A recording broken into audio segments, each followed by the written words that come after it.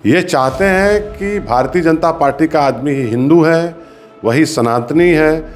जो है सब जो भारतीय जनता पार्टी में है वो सही है, जो भारतीय जनता पार्टी में नहीं है वो सबसे बड़ा पापी है, दुष्कर्मी है, व्यभिचारी है, बेईमान है, लुटेरा है। शंकराचार्य जी को सनातन धर्म की जो सर्वोच्च पीठ है, पूज्य शंकराचार्य जी को अपमानित करने का काम ये भारतीय जनता पार्टी की सरकार कर रही है। स्वामी जी जरा भी डरे नहीं थे, पूरे साहस के साथ वो अपने मठ में बैठकर इंतजार कर रहे हैं कि प्रयागराज पुलिस आए और हमको गिरफ्तार करके ले जाए। और सच के साथ रहने वाला व्यक्ति डरता नहीं है, घबराता नहीं है। भारतीय जनता पार्टी के लोग ये चाहते नहीं हैं कि मठों और मंदिरों में ऐसे लोग रहें जो खुद ही हिस्ट्री सीटर हो, आशुतोष ब्रह्मचारी, जिसके ऊपर मतलब पुलिस ने जिसको गिरफ्तार दिया हो गौ तस्करी में घूस देने के आरोप में, उस पर इतना रे। ये प्रधानमंत्री का संसदीय क्षेत्र है बनारस, यहाँ श्री विद्या मठ है, यहाँ रहते हैं स्वामी ओम मुक्तेश्वरानंद जी। वो गौर अच्छा की बात कर रहे हैं और भारतीय जनता पार्टी बीफ वालों से चंदा लेती है। मैं आपसे आज बता दे रहा हूँ आपके चैनल के माध्यम से, ये जो सनातन का अपमान कर रहे हैं, शिखा पकड़ के घसीटने का काम किए। इतिहास जो है इसको किस रूप में इन लोगों को याद रखेगा, इसकी कल्पना भी नहीं ये कर सकते। समाजवादी पार्टी हमेशा साथ खड़ी रहेगी। समाजवादी पार्टी का नारा है पीड़िए, पीड़ित, दुखी, अपमानित जो भी है हम सब उसके साथ हैं। साथियों बहुत बहुत स्वागत है खोज खबरिया में। शंकराचार्य अभी मुक्तेश्वरानंद को लेकर पॉक्सो मामले में जो एफआईआर हुई है, आज एक नई अपडेट आई है कि उस मामले को लेकर उन्होंने हाईकोर्ट में याचिका दायर की है अग्रिम जमानत की। इस पूरे मामले पर हमारी नज़र बनी हुई है, अलग अलग लोगों से हम बात कर रहे हैं। और कल जो है सपा का एक प्रतिनिधिमंडल कह लीजिए गया था, जिसमें पूर्व मंत्री और मौजूदा राष्ट्रीय प्रवक्ता समाजवादी पार्टी के मनोज राय धूपचंडी भी वहां पर गए थे। उनसे हम जानने की कोशिश करेंगे कि क्या बातचीत हुई थी और किस तरह का समाजवादी पार्टी सपोर्ट कर रही है, इस पूरे मामले को लेकर क्या सोचते हैं। बहुत बहुत स्वागत है सर आपका। धन्यवाद। कल आप गए थे वहाँ पे, क्या लगा कि स्वामी जी डर गए हैं? अब कहा जा रहा है गिरफ्तारी भी हो सकती है, अग्रिम जमानत के लिए वो कोर्ट भी चले गए हैं। नहीं, स्वामी जी जरा भी डरे नहीं थे।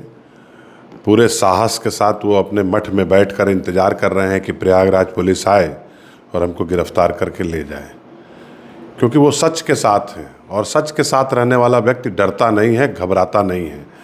ये एक सोची समझी साजिश है। भारतीय जनता पार्टी के लोग ये चाहते नहीं हैं कि मठों और मंदिरों में ऐसे लोग रहें जो सच बोलें। ऐसे लोगों को ही बैठाना चाहती है जो उनके हिसाब से चलते रहे हों। क्यों आपको ऐसा लग रहा है कि भारतीय जनता पार्टी इसके पीछे है? अगर पीछे नहीं रहती तो सीसीटीवी पूरे प्रयागराज मेला में लगा था। सरकार क्यों नहीं चेक करा रही है उसका डाटा चेक करा करके एफआईआर होता तो फिर कोई बात आगे बनती। तो डाटा तो चेक किया नहीं कि भाई क्या है क्या नहीं है, उसमें रिकॉर्डिंग है कि नहीं है। बिना रिकॉर्डिंग चेक किए शंकराचार्य जी को सनातन धर्म की जो सर्वोच्च पीठ है, पूज्य शंकराचार्य जी को अपमानित करने का काम ये भारतीय जनता पार्टी की सरकार कर रही है। बहुत गंभीर आरोप लगे हैं और पॉक्सो के तहत एफआईआर हुई है। अब कहा जा रहा है गिरफ्तारी भी हो सकती है। मैंने कहा ना कि ऐसे धाराओं में आरोप लगाया गया है। पूज्य स्वामी जी शंकराचार्य जी का ये कहना है कि जिनका नाम लेकर के, कल उन्होंने बातचीत के दौरान ये कहा कि जिनके नाम लेकर के एफआईआर कराए गए हैं, उस दौरान वो मेरे गुरुकुल में रहे नहीं हैं। अच्छा। दूसरा, जब वो बताए जा रहे हैं कि मेरे साथ दुष्कर्म हुआ है प्रयागराज में, उस दौरान वो अपने तंबू में गए ही नहीं। उसमें ये भी है कि पूरे 1 साल तक विद्या मठ में भी ये लोग थे, वहाँ भी ऐसा होता रहा। उनके साथ जो मुकुंदानंद है उनका भी नाम उसमें शामिल है। यहाँ की भी बात हो रही है विद्या मठ की। देखिए, जो लोग सनातन धर्म की बात करेंगे, गौर अच्छा की बात करेंगे, भारतीय जनता पार्टी को बीफ एक्सपोर्ट करने वाली, निर्यात करने वाली सबसे बड़ी कंपनी ने 250 करोड़ रुपए का चंदा दिया है। ये सवाल आप पूछिए भारतीय जनता पार्टी के लोगों से कि आप तो गौर अच्छा के नाम पर आए थे, आप बीफ एक्सपोर्ट वालों से चंदा क्यों लिए? तो कथनी और करनी में इनके अंतर है। ये चाहते हैं कि भारतीय जनता पार्टी का आदमी ही हिंदू है, वही सनातनी है। जो है सब जो भारतीय जनता पार्टी में है वो सही है, जो भारतीय जनता पार्टी में नहीं है वो सबसे बड़ा पापी है, दुष्कर्मी है, व्यभिचारी है, बेईमान है, लुटेरा है। वो सनातनी नहीं है। वो सनातनी नहीं है। ये परिभाषा कब से चल रही है? ये चल रही है ना, कब्जा करने की नीयत है। हमारे मठों और मंदिरों में जो पूज्य शंकराचार्य जी आज से 2,500 साल पहले, आशुतोष ब्रह्मचारी महाराज जो हैं वो रामभद्राचार्य के शिष्य हैं, और अखिलेश यादव का एक बयान ये भी चल रहा है कि उनके ऊपर मेरी सरकार में 420 का मुकदमा था, मुझे मतलब अब अफसोस हो रहा है, अब अफसोस कर रहे हैं कि मुझे वापस नहीं लेना चाहिए था। ये सच है कि आदरणीय राष्ट्रीय अध्यक्ष जी समाजवादी पार्टी अखिलेश यादव जी ये कह रहे हैं, तो वो कह रहे हैं तो सच होगा, क्योंकि मुकदमा वापसी तो उन्हीं के स्तर से होती है। और आप ये समझिए ना, मतलब इतने इस स्तर पर ला देना, जो खुद ही हिस्ट्री सीटर हो, आशुतोष ब्रह्मचारी, जिसके ऊपर मतलब पुलिस ने जिसको गिरफ्तार दिया हो गौ तस्करी में घूस देने के आरोप में, उस पर इतना। अरे ये प्रधानमंत्री का संसदीय क्षेत्र है बनारस, यहाँ श्री विद्या मठ है, यहाँ रहते हैं स्वामी ओम मुक्तेश्वरानंद जी, आपको पहल करनी चाहिए। आशुतोष ब्रह्मचारी तो कह रहे हैं कि वहाँ पे उनकी सखियाँ रहती हैं विद्या मठ में, शीश महल है उनका, ये सारे आरोप भी लगे FIR में। अब कहने को तो कुछ भी कह सकते हैं, क्योंकि अपमानित करना है ना। वो गौरक्षा की बात कर रहे हैं और भारतीय जनता पार्टी तो बीफ वालों से चंदा लेती है। वो भी तो गौरक्षा की बात करती है भारतीय जनता पार्टी। भाई तो इसीलिए तो मैं कह रहा हूँ कि स्वामी जी गौरक्षा की बात करते हैं, जरा जोर से बात करते हैं, इसलिए बुरी लग रही है भारतीय जनता पार्टी को। इसलिए आप ये समझ के चलिए कि जो लोग इतिहास जो है इसको किस रूप में इन लोगों को याद रखेगा, इसकी कल्पना भी नहीं ये कर सकते हैं। मैं आपसे आज बता दे रहा हूँ आपके चैनल के माध्यम से, ये जो सनातन का अपमान कर रहे हैं, शिखा पकड़ के घसीटने का काम किए। तो ब्रजेश पाठक ने सम्मान भी तो दिया। किसको दिया? बटुकों को बाद में। जिसका घसीटा उसको तो नहीं दिया। ब्रजेश पाठक को क्या मतलब है?